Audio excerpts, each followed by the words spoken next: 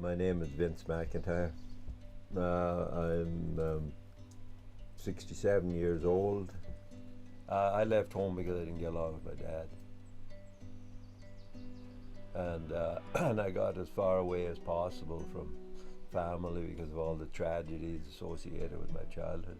And there was something like I was getting away from, that back then I never thought I'd ever settle down, that I'd always be a traveler. I found this place by accident and decided to camp here with my girlfriend in 1979. She was a mountaineer, and we made our temporary camp here, and here 30 years later we're still here. I come here one time to help somebody get firewood. There was an old clear cut and all the trees were down, but it was so beautiful, the panorama of the mountains and the lake and all that. I thought, that'd be a nice place to live. My daughter was born here in the Kootenays, so that's probably the reason that it made it home for me. I don't remember having second thoughts about this place. For some reason, I was right from the start. I was committed, and then when it become a challenge, then I'm a very stubborn by nature, and I'll see who's going to win this. If they ever drag me out of here, they can fix the road with me going down. Well, I usually get up around between 5 and 5:30, and I make some breakfast. Probably my first thing on my way down in the morning, even before I feed my cattle, is I check my telephone messages. Then I'll start my day working, plowing or cultivating or weeding or finding my crew and getting them together to go out on the field. And every day is a bit different. Sometimes I have to go and get one of my vehicles fixed or go do some mechanical work myself.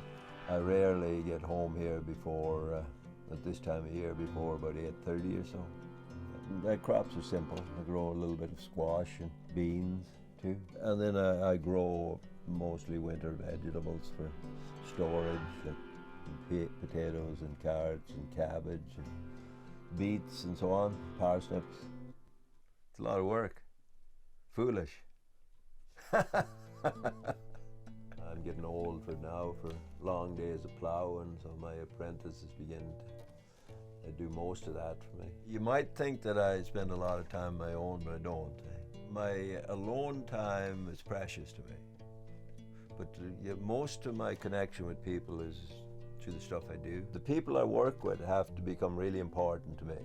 They have to be exceptional people, and they have to have what it takes somehow, And if people that come to work for me are not working for the heart, they're in the wrong place, because the reward of going out there crawling rows in July is hard work.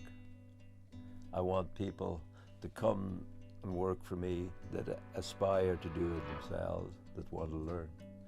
They're my heroes. Yeah, we have to have our heroes, and we have to see the good in humans, eh? And that's the way I find the good in humans, the people I work with. I find out who they are and what they're made of. I might seem harsh on people and hard on people, and I am, and I'm never going to be different, because I demand your attention.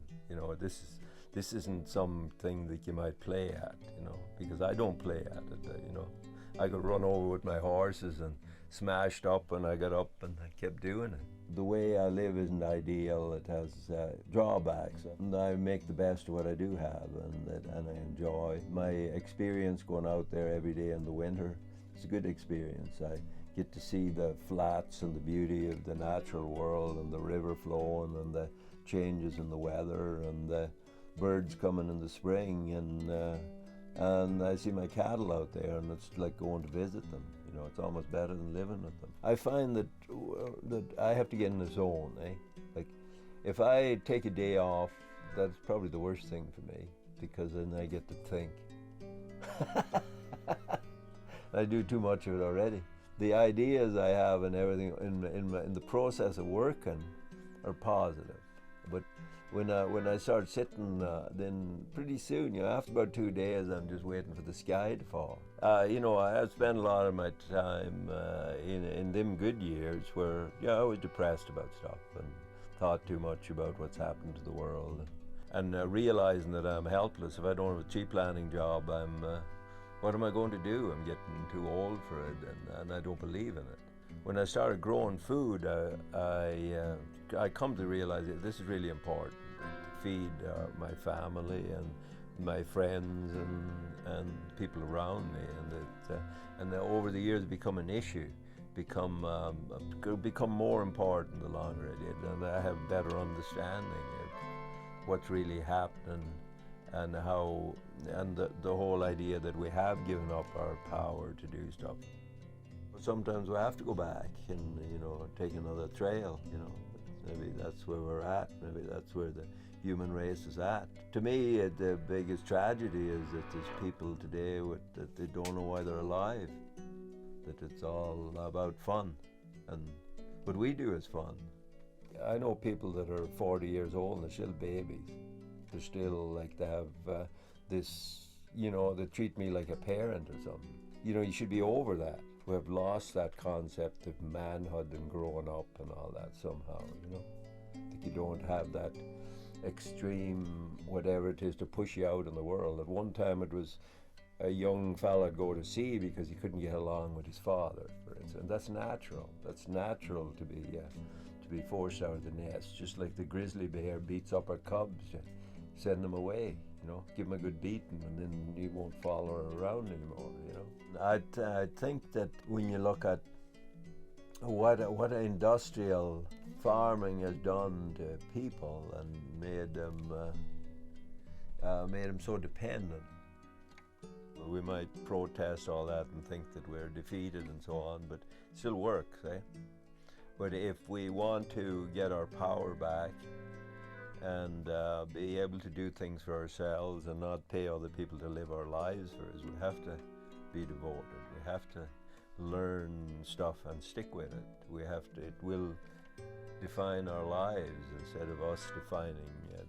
You have to have the discipline to get up in the morning when you have to. You have to have courage. You have to be courageous, and you have to put up with discomfort, and then you have to see what you're doing as being fairly important, and maybe a part of your survival, and then you can do what I do. To me, life is do or die, and then you're living.